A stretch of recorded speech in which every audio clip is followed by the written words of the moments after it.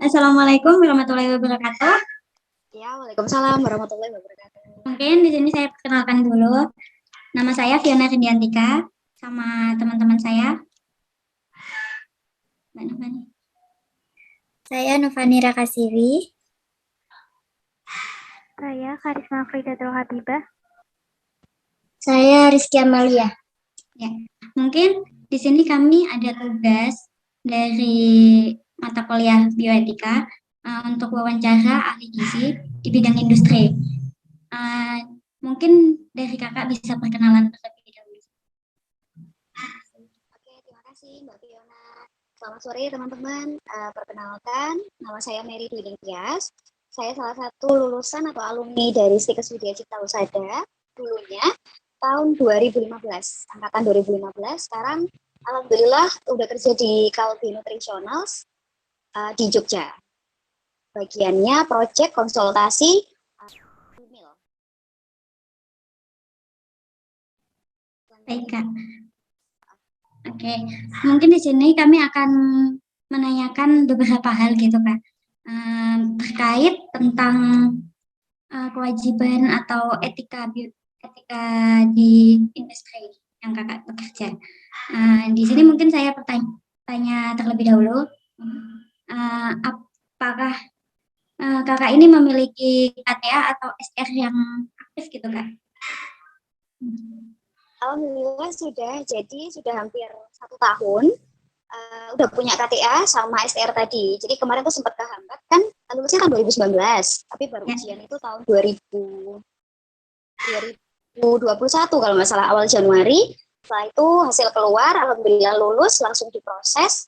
Udah punya deh sekarang KTA sama SR-nya. Iya, Kak, alhamdulillah.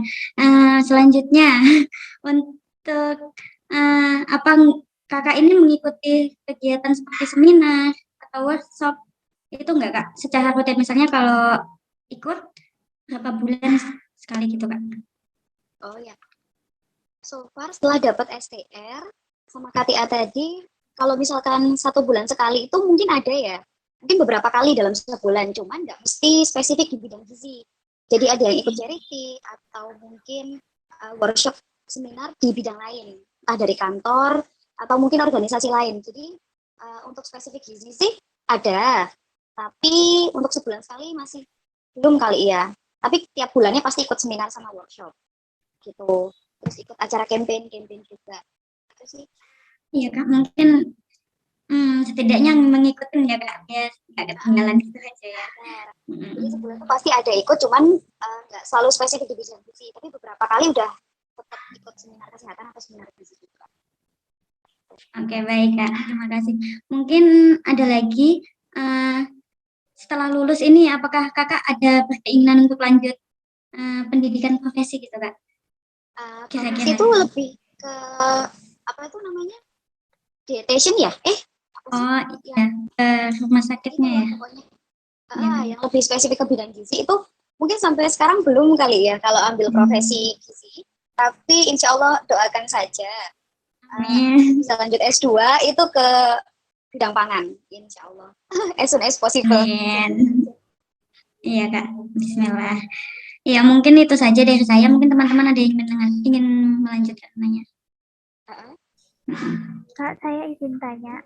Bila kakak menjumpai masyarakat yang memiliki pemahaman yang keliru, itu bagaimana ya Kak tanggapannya Kakak? Terima kasih. Ini yang tadi ya pertanyaannya ya.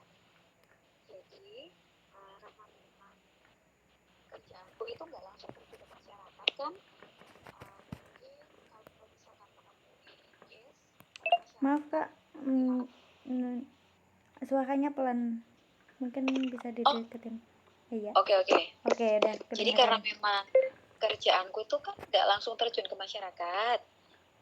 Jadi kalau misalkan ada case yang berkaitan langsung dengan masyarakat tentang pemahaman yang salah ya mengenai kesehatan atau gizi, mungkin handleku yang pertama itu masyarakat nggak bisa langsung diajak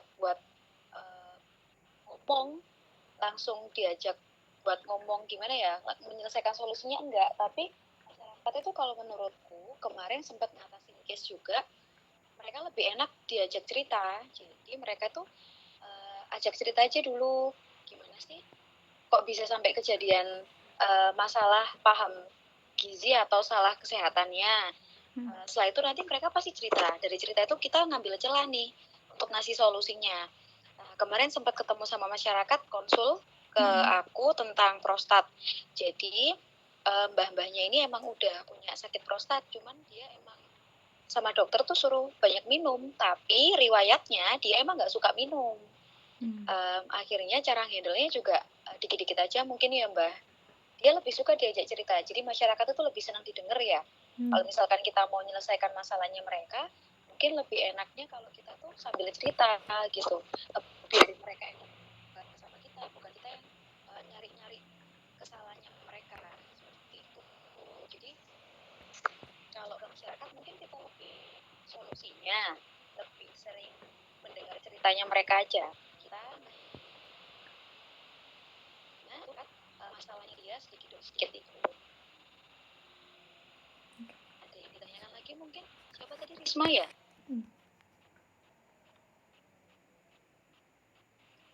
Halo? Ya, mungkin bagaimana Mbak Karisma? Baik Kak, terima kasih. Terus mau tanya lagi Kak, kalau menurut Kakak apakah penting menjaga kerahasiaan informasi klien? Oh ya, penting sih. Jadi rahasianya klien itu cara kita buat menghormati dia sama menghargai privasinya mereka. Ngerti masalah mereka itu udah jadi tanggung jawabnya kita gitu. Jadi kalau misalkan privasinya klien bisa aja, itu kita bukain masalahnya ya. Karena tahu kan cuma kita sama klien aja.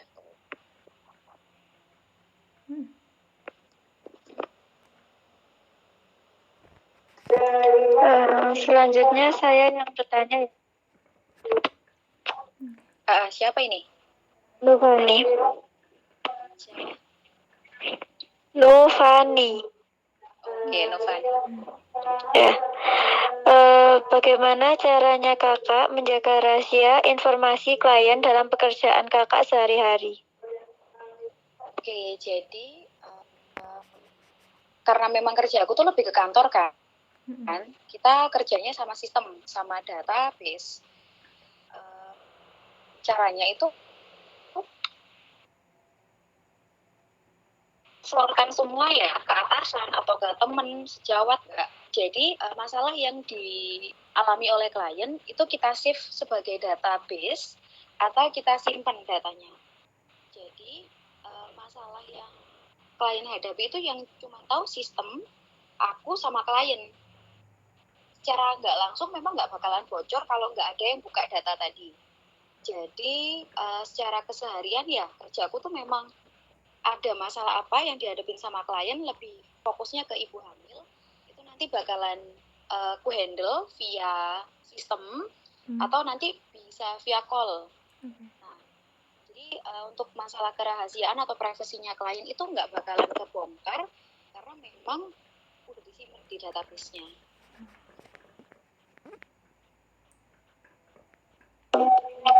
Baik,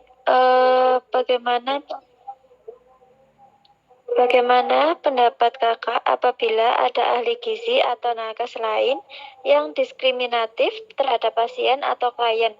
Misalnya, hanya menerima pasien dari jenis kelamin atau agama tertentu.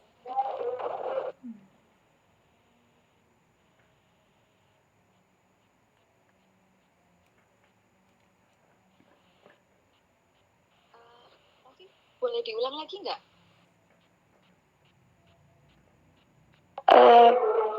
Bagaimana pendapat Kakak apabila ada ahli gizi atau nakes lain yang diskriminatif terhadap pasien atau klien? Misalnya, hanya menerima pasien klien dari jenis kelamin atau agama tertentu. Oke, so far setelah 2 tahun kerja di Kalbe, itu masih belum nemu sih case yang kayak gitu. Nggak ada rekan sejawat atau nakes yang lain yang sempat memilih customer atau klien. Jadi kita tuh setiap ada customer atau klien yang datang ke kita, langsung kita handle masalahnya apa. Kecuali kalau misalkan si konsumennya tadi atau si kliennya tadi ngomong, aku nggak mau sama mbak-mbak yang pakai jilbab contoh. Soalnya aku lebih nyaman sama yang sesama non-muslim misalkan. Atau mungkin ada bapak-bapak, mbak saya nggak mau ahli gizi yang cewek, saya maunya yang cowok aja biar ceritanya enak. Itu kita baru ngasih mereka kayak pilihan, oh boleh pak bentar ya. Atau mungkin ada ibu-ibu yang, mbak saya maunya yang lebih muda aja sama yang lebih muda atau mungkin yang lebih tua ya. Soalnya biar lebih berpengalaman atau apapun itu kita langsung kayak memberi mereka pilihan, oh ya boleh silakan. Kalau misalkan dia nyamannya sama kita walaupun dia itu latar belakangnya dari beda agama atau mungkin Islamin, sejauh ini nggak ada teman atau nakes yang kayak memilih gitu loh. Jadi semuanya selama ada customer datang, ada masalah kita handle, ya udah selesai tanpa milih latar belakangnya mereka. Berarti nggak ada.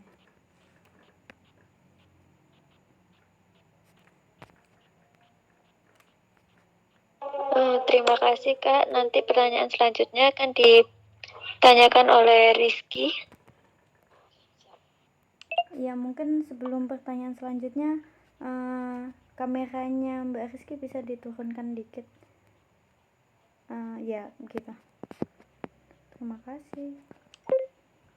Saya izin bertanya Kak, bagaimana menurut Kakak seharusnya hubungan ahli gizi dengan sesama nakes? Jadi di KLB sendiri itu untuk nakesnya nggak cuma nutrisionis saja ya, banyak dari perawat atau bidan. Perawat itu pun juga masih dipecah lagi. Mungkin dari contohnya perawat gigi atau perawat selama kerja di sana itu memang kita tetap saling kerjasama sih walaupun nggak sesama nutrisionis karena bidangnya kita kan lingkupnya banyak ya. Contohnya kayak aku tuh menghandle-nya ibu hamil, jadi otomatis nanti bakalan tetap belajar sama orang-orang bidan tentang masalah kehamilan atau handle tentang masalah kehamilan. Nah yang di bidan atau perawat pun juga belajarnya dari orang nutrisionis. Contohnya kayak asupan ya tiap trimester itu kan berbeda, semakin tinggi trimesternya kebutuhannya juga lebih banyak kan. Jadi kita tuh lebih sharing bareng gitu sama mereka, sama-sama nyelesain masalahnya. Jadi lebih gak aduh ya sama makan kita lebih cerita kemarin tuh aku kayak gini loh, kira-kira bener gak sih mbak kalau aku handle-nya kayak gini gitu. Gak kayak lebih gak gitu salah, tapi kayak lebih sharing aja, kita lebih cerita enaknya gitu sih kalau misalkan sama-sama teman sejawat. Jadi seberapa beda pun pendapatnya kita, mereka tuh masih tetap menghargai gitu loh. Jadi nggak cuma sama nutrisionis, tapi lintasan juga ada.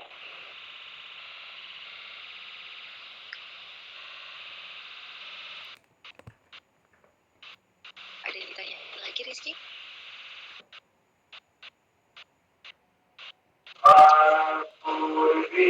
Untuk selanjutnya, apakah di tempat kakak bekerja selalu ada tim meeting antar sesama nakes dalam rangka pelayanan kepada pasien atau klien? Gimana? Selalu ada apa tadi? Tim meeting. Ada ya? Jadi meeting itu istilahnya briefing sih di kita. Briefing itu tiap pagi, itu all team. Jadi semua tim sebelum kerja itu pasti ada waktu untuk briefingnya dulu. Setelah itu ada namanya quality time setim. Itu tiap 1 bulan sekali. Itu yang dibahas tentang achievement, pencapaiannya, terus knowledge-nya, pengetahuannya selama sebulan. Sama apa ya? Satu lagi aku lupa. Evaluasi tim. Itu sama evaluasi individu. Itu tiap bulannya pasti ada. Di akhir bulan biasanya. Sekalian closingan kan. Terus biasanya juga ada meeting dadakan. Meeting dadakan tuh kalau misalkan ada salah satu nakes atau salah satu agent, aku disebutnya agent yang punya case. Jadi habis nemu case ini nih, terus nggak bisa nge-handle, otomatis pasti akan diadakan meeting dadakan. Meeting dadakan tuh buat nge-problem solving atau nyelesain masalah yang dihadapin tadi. Gitu. Jadi diremukin bareng-bareng, dicari jalan keluarnya, disamain gitu loh. Nah, itu sama tim leadernya masing-masing. Oke. Ada yang tanya lagi, Rizky? Baik Kak, terima kasih. Iya Kak, mungkin itu saja pertanyaannya dari kami. Mungkin sekian dari kami Kak. Terima kasih banyak Kak.